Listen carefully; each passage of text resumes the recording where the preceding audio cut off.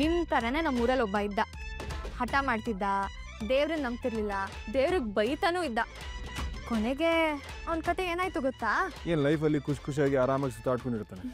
ಆರಾಮಾಗೇ ಇದ್ದಾನೆ, ಆಸ್ಪತ್ರೆಯಲ್ಲಿ, ಅದು ಹುಚ್ಚಾಸ್ಪತ್ರೆಯಲ್ಲಿ. ಬೇಕಾಯ್ದಲ್ಲ. ನಿನ್ನ ಜೊತೆ ವಾದ ಮಾಡೋದಕ್ಕಿಂತ ಕಟ್ಕೊಳ್ಳೋದೇ ಬೆಟ್ರು. ಕಟ್ ಅಲ್ಲ, ಅತ್ತೆ ನಿಮ್ಗೋಸ್ಕರ ಅಂತ ಇಷ್ಟು ಕಷ್ಟಪಟ್ಟು ಅಂಗಡಿನ ಉಳಿಸ್ಕೊಂಡು ಕೀ ಕೊಟ್ಟಿದ್ದಾರೆ. ನೀವ್ ನೋಡಿದ್ರೆ ಓಪನ್ ಮಾಡಲ್ಲ ಅಂತೀರಲ್ಲ. ನಾನು ಯಾಕೆ ಓಪನ್ ಮಾಡಲ್ಲ ಅಂತ ಹೇಳಿದೆ ಗೊತ್ತಾಗಿತ್ತಾ? ಈ ಅಂಗಡಿನ ನನ್ನ ಹೆಂಡತಿ ಅವಳ ಕೈಯಾರೆ ಓಪನ್ ಮಾಡಬೇಕು ಅಂತ. ತಗೋಯ್ತಾನ ಮಾವ. ವಸುದೇವ ಕುಟುಂಬ